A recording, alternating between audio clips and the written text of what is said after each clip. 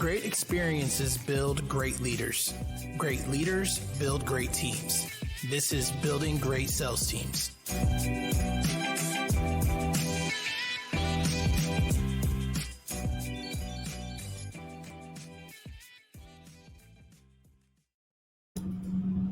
All right, guys. We got a good one today for you. We got Kota Ivers in the house. He's the CEO and co-founder of Grateful Company and Grateful Solar. He's an expert in sales, recruiting, and leadership. He's sold 15 million personally and recruited 600 reps personally himself. Kota, you and I met through social media. I started seeing your posts. I was loving the stuff that you were putting out. And anytime somebody's putting out positive content or educational content, I'm always going to jump on that bandwagon and like everything that you put out. And then after that, I saw that you joined the RBO circle as well. And I was like, man, I've got to get Kota on the podcast after hearing everything that you've done so far. So welcome to the podcast, brother. Heck yeah, man. Appreciate it. I've been seeing your name all over social media as well. So it's been cool to kind of see each other through the social channels and RBO and everything and finally get connected some more. Yeah, absolutely. So I want to get straight into this. And I'm sure the question that you get a lot is, how old are you? Yes, I'm 28. So probably older than I look for sure. But yeah, man, 28 years old. And you're already obviously an entrepreneur, a business owner, father, husband. Yep. Let's kind of dive into your upbringing a little bit, right? What kind of started all this ambition? What was the, I guess, the catalyst for all that? Yeah, I grew up lower middle class, moved around a lot. Parents got divorced, kind of like the classic normal. I say normal because there's a lot of, divorced parent families. And I did get exposed to some extent, Tony Robbins and like some positive audio. My dad was into that. So it wasn't like he was necessarily like ingraining that in me, but I at least got exposed to it at a pretty young age. Some of the old school Tony Robbins, like Awaken the Giant Within tapes, you listen to that in the car sometimes. And I always from a young age knew that I wanted to make money. I don't necessarily know where it came from. I was also very organized and OCD and ADHD as a kid. I would save my candy. I would get a poster board at Halloween, and I would organize the candy bars by either size or color, alphabetical or whatever it was. And I would basically like save it there. And so like you could go, months and months after Halloween, you would open my closet, you'd see this poster board with candy bars from Halloween on the floor. And I would either, bring it to school and sell it, or I'd sell it to my sisters that ate their candy, within a week of Halloween. So I always had sort of that hustler kind of mindset. I was 13 years old. I became an eBay power seller. I realized that you could flip things online like electronics. I was big into gaming and Pokemon and things like that. And so I created an eBay account, and I got over like 135-star reviews off of purchasing Pokemon games or gaming consoles or Game Boy Color, whatever it was. And I'd flip those, I'd refurbish them, I'd take higher quality pictures, do a better, description when I was selling it. And I would use Craigslist and eBay, and I would just, make money doing that. And so I actually made some decent cash while I was 13. I actually helped my dad pay rent a couple of times and just help out some of the bills. And so grew up in St. George, Utah after that. And when I say grew up, I mean, that's where I went to high school. So I moved around probably 20, 30, 40 times. I don't even know, man. Like for real, it was a ridiculous amount of times up until I was about 14, 15. And then it started to slow down a little bit going into high school, and, graduated from Snow Canyon in St. George, Utah. And that's kind of where the journey began. Oh, I love it, man. Yeah. I always think back to, my DirecTV days and my AT&T cable days. And we were always banging against the guys in Utah, and we couldn't compete, man. You guys were like bred for door to door. It's not even close. So, I started smiling when you talked about the candy bars, because I think about my son right now, and he's the same way. He's ADHD, he's dyslexic, you know what I mean? But Yep. he will go to the corner store, and he has some money, right? So he'll go into the corner store and he'll buy the big pack of gum, right? Yep. And then he'll go to school, and at school he'll sell it by the stick. and My the man. kids will pay 50 cents all day long for that stick, and he ends up flipping that pack of gum and it's like $8 in profit. And That's a I'm healthy like, margin right man, there. yeah, exactly. And so, but same thing, like your dad with you, he wasn't necessarily like, hey, you're going to grow up and be an entrepreneur, and you know what I mean, you're going to awaken the giant within, but he was still exposing you to it, right? And Yeah. you know, I can't think of a time when I'm in my truck that I'm not listening to a podcast or listening to a Monday Motivation from Apex, or you know, Real Business Owners podcast, or you know what I mean. Oh And yeah. they're like totally bored by it right now, but I gotta imagine some of that stuff is getting through, right? So no, that's fantastic, and that, you know, I think you're completely right though. A lot of that stuff is just ingrained in you. That's how you're built. You know what I mean? And then your influences just kind of guide you towards where you're at Yeah. now. Yeah. So you're a high performing entrepreneur, right? And what does that mean? That means you're doing a lot. You know what I'm saying? In terms of volume. Um, you know, I experienced that in my mid 20s, and I wasn't very good at juggling the being a husband and a father and a high performing entrepreneur. So, how are you doing that now? Yeah, this is it's fun talking about it this year compared to some of the podcasts that I did, maybe last year, just because so much has changed, not just in Hmm. the business, but I had a lot of internal reflection, pivotal reflection points where I'd be reflecting on my performance, as a husband, as a father, as a business partner, as a friend, as a son. And it was probably like, I'd say 3 months ago that I started going deep on a lot of these questions with myself. And I was like, why, why am I telling myself that I'm doing this for my family when I'm sacrificing time with them? And it wasn't anything drastic. You hear about these ridiculous stories where it's like, they're killing themselves working from 6 a.m. to 11 p.m. and they don't even see their family at all. And it wasn't anything that bad. I still like came home and I would play with my son every night, but it wasn't the level of fatherhood, the level of being an excellent husband that I expected or wanted of myself. And I just started thinking about it and I was like, man, I've bailed on date night so many times. So many times I've, talked to coaches or been in a mastermind and people talk about the prioritizing of the date every week with your wife, like the uninterrupted date. And it was like I couldn't even do one date a week. Like what the hell, man? Like why can't you do one date a week? You say you love your wife, but you're not willing to, carve out one structured date every week. And the couple dates that we did, I was distracted, and sometimes that's hard and that's kind of normal. Like when we're building big businesses and we're caught up in things, your mind gets consumed with, the growth, or like, okay, well, I got to do this, and you start thinking about the things you've got to do when you get back in the office, or that meeting that you have coming up. And I was just like, I'm kind of a shit husband right now, like honestly, like I'm supportive, I'm there, kinda, but I wasn't really doing the things that I knew that I should be doing. And I looked at my son Nixon and I told myself I was building all of this for him. I was building him this mega successful family trust enterprise that I could pass down and discipline and all these lessons that I learned, and structure something for him that he could step into. And it's like he doesn't even want that. I'm like, all my kid wants is to play with his dad, is to have fun experiences. That's all he cares about. He doesn't care Hmm. about money.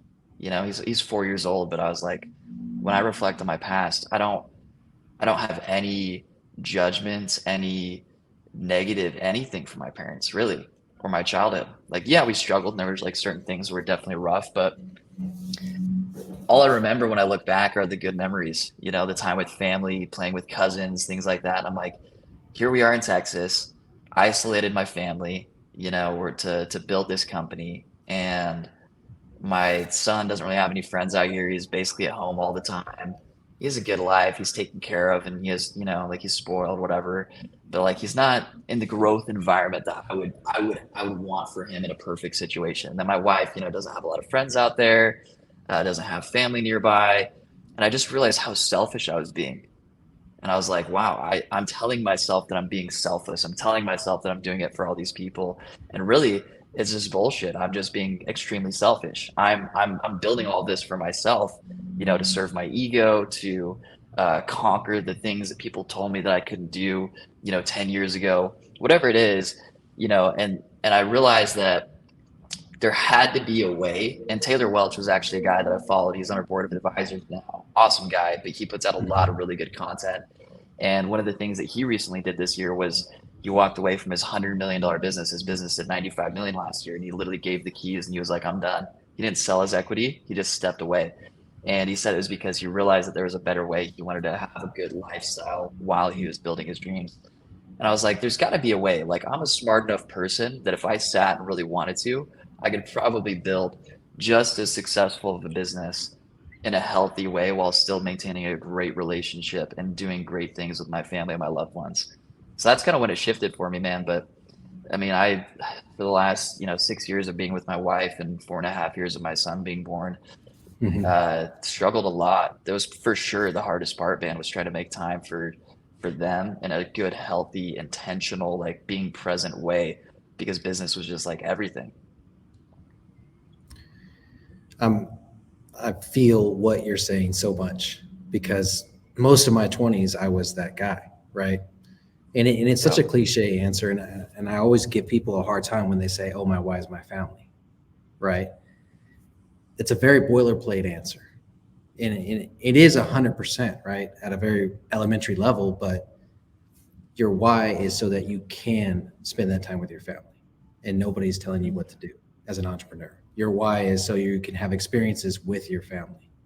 You know what I'm saying? So it's like, my why is my family. Yes, I understand at an elementary level it is, but you got to put some like tactical action behind that. What is it actually? You know what I mean? Because it was for the longest time for me, the same thing is exactly what you said. It was ego, and it was ego because I came from a place that there was no success. You know what I mean?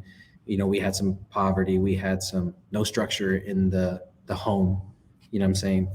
Divorce, childhood divorce, several divorces, right? And so all I wanted to do was not be that person.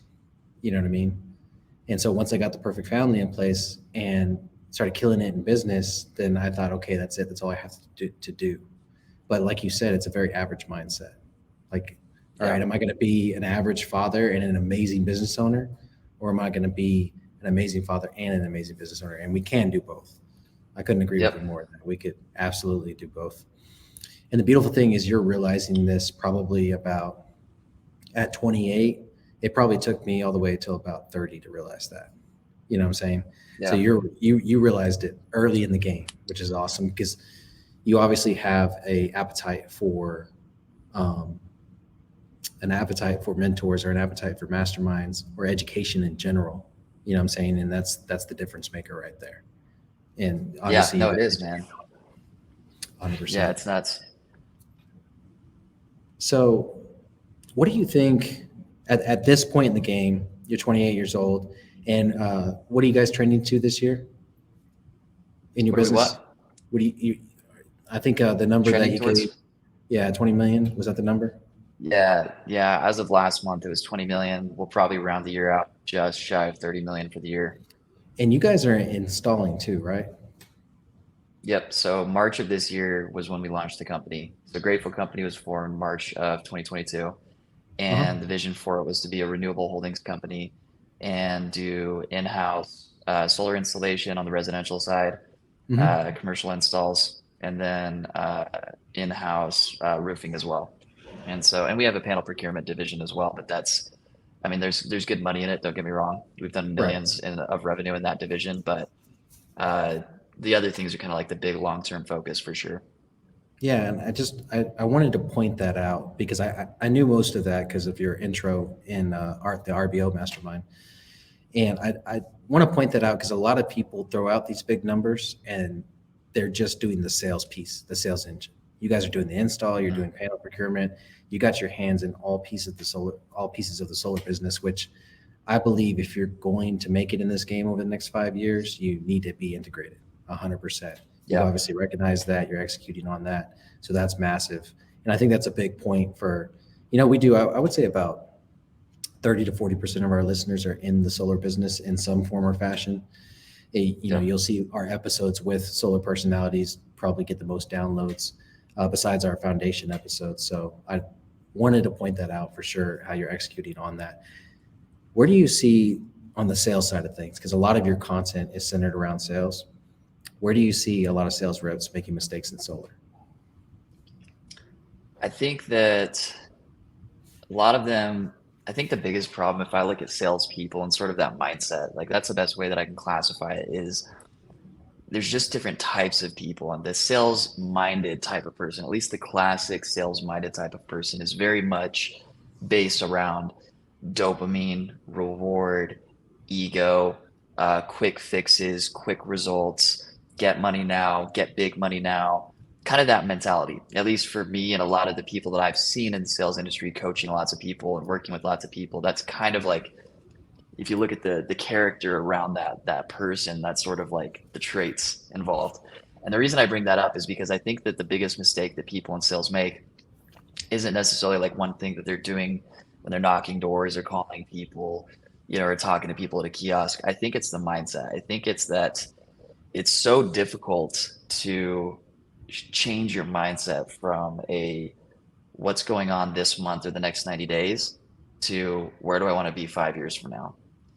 And if I look back at the biggest mistakes that I made over the last 8 years of being in door to door, all of the biggest mistakes that I made led back to making a decision for the immediate solution rather than the actual solution or the long-term solution. And I was talking to a guy 2 days ago that we're potentially recruiting. Him and his buddy signed on with us and starting with us in the morning, actually.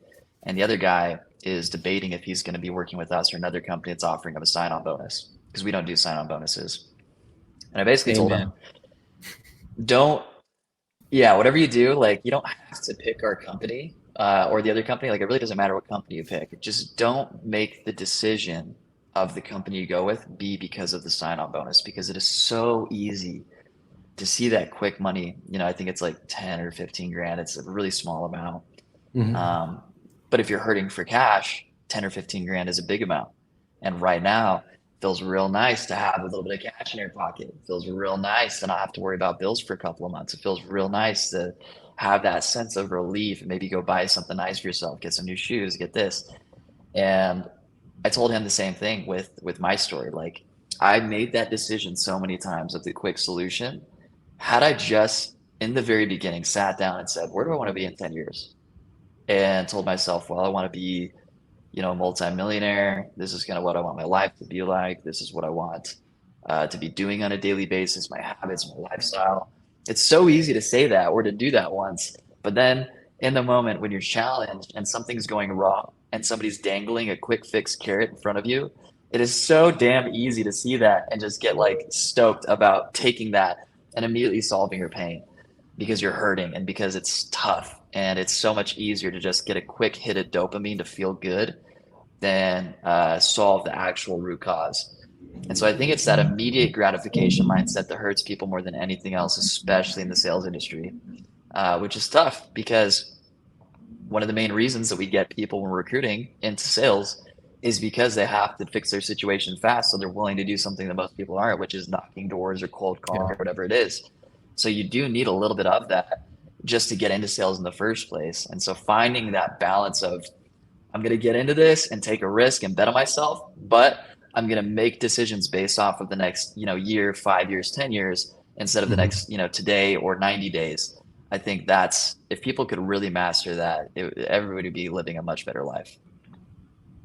Man, I couldn't agree more. The short-term mindset creates so many, what I like to call hoppers, right? They hop from one company to another.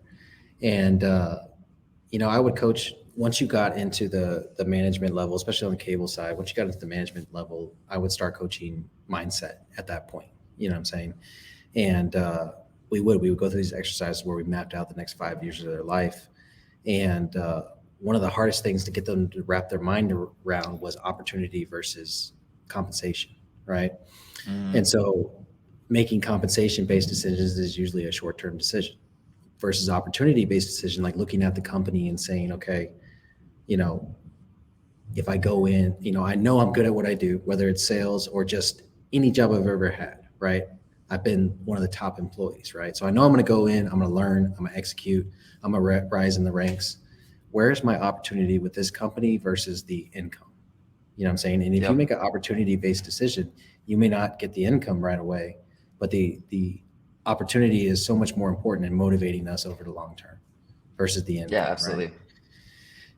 So what do you think a good opportunity in solar looks like? Like if we've got some people listening to the show that aren't happy with the company that they're with, or they want to get into solar, they're in, pest control, they're in security, or whatever the case is, they're in another door-to-door business, or maybe even telemarketing, and they want to get into a different product. Solar's been on their mind. They're looking to make that jump. What should they be looking for in a solar company? There's a few different things. Um, the way I look at it is there's not a right answer for everybody because it depends on your goals and it depends on the model that you most appreciate or resonate with.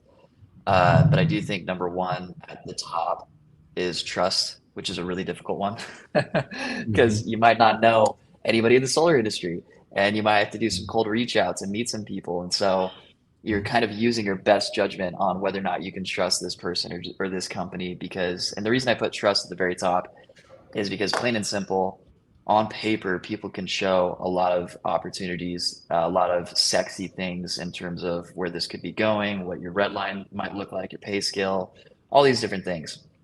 But ultimately, if you can't trust them not to screw you, the best opportunity in the world isn't going to actually be fulfilled. So I put trust at the top because you got to know that it's real. Outside of trust, I would look at the values and the culture and the attitude of the environment you're going to be in because the environment's the greatest dictator of your success. We've all heard you're the environment of you become the average of the five people you hang out with the most. Hmm. And it's true and it's cheesy and overplayed for a reason because it's a fact. And if Yeah. you go into an environment of killers, you'll be a killer. If you go into an environment of complainers and victims, you will be a victim and you will complain. And so even if you have 5 times as poor of a pay scale with a company that has an absolute savage mentality, a mentality of abundance and success and victory and confidence and supporting each other and momentum, you're going to make overall way more money in that environment than the one with the absolute best pay scale on the planet. They pay you within 24 hours, all those things, but the environment is complaints, it's negative, it's sleazy, it's Hmm. screwing people out of money to make a quick buck. So I would put environment and culture and values right under trust. And then outside of that, I think you really just have to look at what your goals are for the long term, what you're looking to get over the next 2 years, 3 years, 5 years, however long you're kind of expecting roughly to stay in this industry and this opportunity, and then align that with the company that sort of fits into that model. And the things that I would look at are how is this going to be sold a year from now, 2 years from now, 3 years from now, 5 years from now? Because I don't think door to door is going to be the number one thing. I don't think door to door is ever completely going away by any means. But I do think that, well, not even I think, statistically, people are answering their doors less right now, plain and Right. simple. It's, DoorDash, people put in the notes, like myself, don't knock, don't ring the doorbell. Just message me when you deliver it, and I'm gonna like Right. crack my door open, grab my food, and slam the door. And that's kind of the culture that we're in right now. And as awful as it is, COVID accelerated that massively. And people are in their doorbell cameras, and they don't have to come to the door. They don't want to come to the door. So I do think that the model of how it's going to be sold is changing and adapting. And you should probably Hmm. put yourself in a situation and a company and an opportunity that's suited to adapting with the times. Another interesting thing right now is financing. You have to sort of bet on where you think the market's headed over the next year to 2 years because financing is heavily affecting the industry. Are you with a company that is not making necessary adjustments to be able to potentially price a little bit lower, a little bit more competitively, and also have more competitive financing options to better suit the customer while these interest rates are so ridiculous because dealer fees, finance fees, all these are getting crazy with a lot of these companies. So that's another thing that I would look at is, all right, where's the financial market of solar headed over the next year or two? And who's making the necessary changes to keep me in a competitive spot with this company? And then outside of that, I would just say a place where you are happy is probably the last thing. Like you don't need to sacrifice your quality of life and your level of fulfillment and peace and happiness just to have a good company. I used to always say this quote, live now like most others won't to live later like most others can't.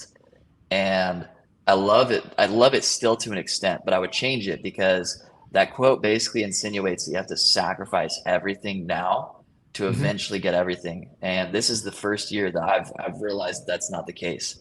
You don't need to sacrifice everything that you care about. You can live a healthy and a happy life. You know, you can go home and if you like Netflix, you can watch an episode of Netflix every night. You really can. You could be a billionaire. There are billionaires that watch Netflix. Like the whole like you have to be up at 5 a.m., 4 a.m., 3 a.m. and you got to work Yeah. all day long. It's just not true. You can create leverage. You can create a lifestyle. You can build a system for yourself and an environment for yourself where you can thrive and be happy while building it. Does it mean you can avoid hard work? No. Does it mean you can sleep in and be lazy? No. Does it mean you can lack discipline? No. You're still going to have to do all those things. But I do think that it's important to find a place that you're going to be happy and excited to wake up to and to work for. Because if you don't have that vigor where you wake up and you're like, hell yeah, I got to go and work for these guys, it's not going to last that long. And it's just going to be an uphill battle to continue winning with that company. And it's going back to what you said in the beginning, that short-term thinking versus long-term thinking. Everything you just went through is very long-term focused, right? Trust, values, culture. Are you happy there? And I agree with you 100%. There's certain things that I execute on that work for me, like waking up at 4:30. And there's other things that I don't execute on. Like, yeah, right now I'm watching Wednesday every night with the family for at least an hour. You know what I'm saying? Yeah, my The wife's show is watching that right awesome. now. Yeah. Yeah, it's a great show. So if you're my age, so I'm 37. Oh crap, I just made myself older. I'm 36. Like Adam's Family was it when we were growing up. You know what I mean? So Wednesday coming back around, that's my show, not my kids' show. But my Yeah. kids love Yeah. it too, so it works. But I I couldn't agree more. And what happens is it gets convoluted because of social media. So once one person says, I get up at 4:30 in the morning, and you got the guy working out, and that's the difference between winners and losers and that whole thing. Then somebody copies that, and somebody else copies it, and it starts trending, and all of a sudden that's the thing Yep. to do. It's like a lot of what's trending right now is the tax codes. You know what I mean? Oh, you can pay your kids. Like I see one of those reels every other day. And it's working for Yep. people that are tax consultants. So I get it. Execute on it. Do your thing. But a lot of people that keep jumping from trend to trend, thinking it's gonna change their life, they're not accommodating what works for them. Yeah. And that's different Yeah. for everybody. And that's the same way in the case of a solar company. But a few things I do agree with you 100% on is going deep and not necessarily wide, right? So, Yeah. the sign-on bonus, the next day pay, the the highest commission, we pay the highest commission. Those three things are big red flags for me. Because my question is, all right, what are you trying to make up for? You know what I'm saying? Like if Yeah. you're doing all Straight those up. things, you're obviously trying to make up for something. Maybe you can't handle the amount of sales reps that you have. Maybe your fulfillment process isn't good. Maybe you don't have any company culture. It's all about the money. You know what I'm saying? And typically when you have things like that, those are big red flags that you should look out for as a prospective solar salesperson. So Yeah, man. It's totally. also crazy how there's hundreds of the fastest growing solar company in America. I had no idea there were so many fastest growing companies out there. Coda's like, I'm actually one of them, but you guys are all taking it, so I can't even say anything, or else I'll sound like you. Yeah, can't claim it. Yep. Yep. I know how you feel, man. There was a while there. So the highest I ever got on the AT&T authorized dealer campaign was number 2, and that was I Dang. understood that it was number 2 with that distributor, so it was more like Mhm. number 4 in the country, right? And but every like the 5 people under me were all number 1 dealer in the nation. I'm like, Yeah, of wait a course. Of second. course. Matter of opinion, I guess. Yeah. Okay, so there's a lot of ways you can sell solar right now. You've got people doing digital lead gen to cold dials to, you've got social media ads like crazy.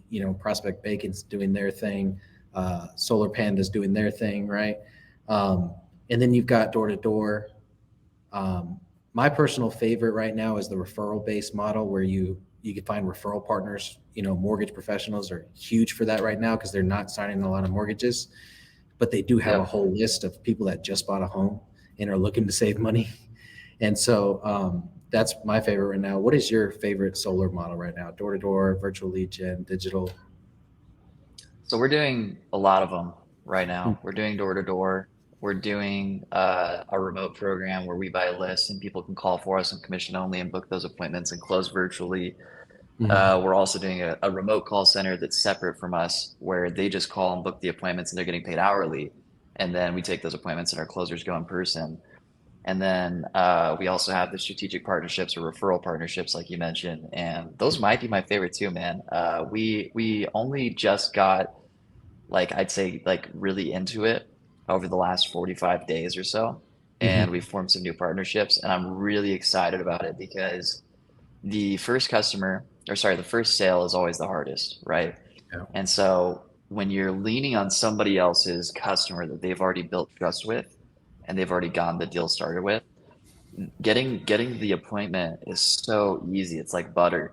You know, you just create a small incentive and it's like, hey, this is our preferred partner for this. And solar is the perfect thing for that because everybody's qualified, right? Mm-hmm. Everybody that's a homeowner that has not complete crap credit is Yeah. qualified to be able to go solar or at least check it out. At the very least, check it out. Right. And so the fact that you can tap into that big of a market and you can lean on other people's trust that they've already built, the other people's relationships that they've already built, right? The first sale, there's so much that goes into it. And being able to lean on that just makes it frictionless. It makes it so much more smooth than a lot of the other options out there. And so we're really doubling down on that. We're kind of tying that in with like an ambassador program, which is basically just a fancier, more well thought out affiliate program for those Mm-hmm. people and for individuals as well. Because right now, most of what we're doing is for companies where we're partnering with like roofing companies or pest control companies and taking their existing customers. They book the appointments and then we close them and they take a small rip off of it. Mm-hmm. But getting the individuals like real estate agents, loan officers, people that are looking for extra work because of the state of the economy right now, that's where the ambassador program comes in, and we're stoked for it, man. I really do think that that's going to be where a lot of companies this next couple of years start to tap into these and succeed in the solar world because more and more people are going to listen to podcasts like this and be like, huh, I never thought of that, and go and Yeah. try it and be like, oh shit, this actually worked. Man, I would so much rather have, and that's because, like yourself included, we've done a lot of individual sales. And at this point in the game, it's like, I'll take 5 referral partners and just manage their customers and like take really good care of their customers. And they'll give me 5 deals a month and we'll be in good Yeah, shape. You know what I'm saying? yeah, And that is and that's the whole deal is like, no matter what the product is, you're developing those relationships, you're sending money both ways, you're creating opportunity all over the place within that relationship. And so let's just say solar gets outlawed in a couple weeks, which we know it won't. There's a huge golden sea for solar, but let's say it gets outlawed, you still have that relationship. You know what I'm saying? And you're yep, able to pivot to another product or pivot to another sector altogether. So it's no, true. I would agree on that though. And honestly, we're heavy door to door right now, but I am just like pounding my guys every day to get on social media, to put themselves out there, to start building your machine like we do in Apex and create those referral partners. The whole deal Yeah, is once you create the relationship and you give value a few times, they're gonna look you up. They're gonna see, okay, what's Doug all about? And then when they go to Doug's Facebook or Instagram, is he gonna be a guy that's about his family, about his business, and about his customers? You know what I'm saying? And if you are, yeah, that's a perfect referral partner. And so yeah. that's just a piece of executing that. But all right, so Grateful Company, I'm excited about that piece because it's not just solar, right? It's kind of housing renewables in general. And then Grateful Solar, of course, you guys are scaling that. What's next for you guys? What are you guys excited about right now? Two things. One thing that's really unique that we're really, really pumped about. We got these killers that we partnered up with, Dan Reed and Cade. Those guys worked together for a while, but Dan Reed was actually the first guy to pilot the Vivint Solar program when Vivint first started playing with the idea of Vivint Solar Hmm. and went out and actually crushed it. And we partnered up with these guys to launch our carbon credits program. we haven't talked about this with anybody, so I'm kind of excited about it. Hopefully, I don't say too much, but carbon I was credits are going to going say, to are you sure you want to put this out there, Cody? yeah, full send, man. Carbon credits are interesting. If you Google and you watch some videos, there's an interview specifically with Robert Kiyosaki talking about carbon credits. It's very interesting. And basically, in a nutshell, companies are getting fined right now by the government that are negatively impacting their carbon footprint, right? Like oil companies, gas companies, anybody that's just crapping on the environment. I mean, we know just politically right now, Yeah. there's a massive push towards renewables for everything. So these guys are getting fined in the tunes of like tens or even hundreds of millions of dollars for their negative carbon footprint. So the way you can offset that is through carbon credits, right? And that's produced and certified through IREC, the IREC standard. And basically the way that it works is you can validate these carbon credits by producing them with solar farms or wind farms or whatever other like situation or way it's going to work. You can't get a carbon credit off of like a residential home. It's got to be like a big project. But these carbon credits are similar to crypto in the sense that one carbon credit can offset a lot of money for you. And they're still so fresh that they're being sold for right now at a very low amount, like $70 or so. And they're going to be increasing their value. They're assuming over the next 10 years, it's going to go up 3,000% is what projections are showing. So imagine if you had the ability to, we have a unique relationship. I think we're one of 3 people in the country right now with this company in the United States that has the ability to basically broker these carbon credits for companies with projects that they've done, giant, commercial projects or solar farms or whatever it is. We can contact these companies or these people, lean on the projects that they've already done, validate, and basically produce these carbon credits for them.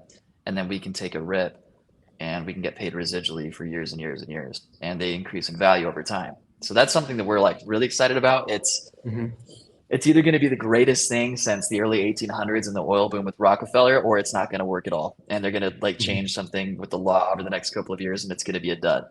But that's why I'm excited for it, because the potential for that is so freaking massive and not a lot of people know about it at all. And that in and of itself could easily do what we think Grateful Company is going to do as a whole, just off of that one division over the next couple of years. So that's exciting.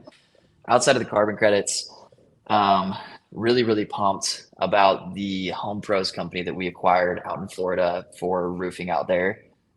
We've been picking up some big momentum for the last couple of months. I think our first month with our bank account up, and we did like 270,000 cash collected, which isn't great. We have millions in contracts for like insurance, but for cash collected, it's not bad for the first 30 days.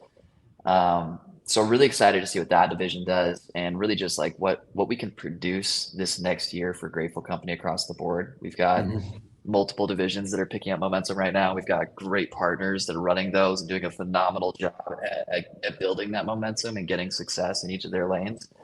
So it's been really fun to just see us all kind of step into our zone and support each other and build this framework that's been a pain in the ass to build this year, so that we have this nice solid foundation to build off of going into the next year. We know we're going to have to build new foundations at new levels of revenue, but it's all part of the game. We've been through a lot of crap this year and we've all grown closer, and it's made our partnership stronger and our friendship stronger with each other. So I'm just excited to see what we can do with Grateful Company as a whole for the next couple of years. No, that's massive, man, because all your problems that you're talking about have come from growth, it sounds like. So it's a great problem to have, right? I love the carbon credit concept. I don't quite understand it completely, but I feel like it's similar to oil shares, like you said back in the day. But so my question is, and this is just me being curious, right? A company like that, wouldn't it make more sense to actually put solar on their buildings, or, and this is if they had the capacity, right? Because I understand what you're saying. Like a lot of companies don't have that big building that they can put on the roof, right?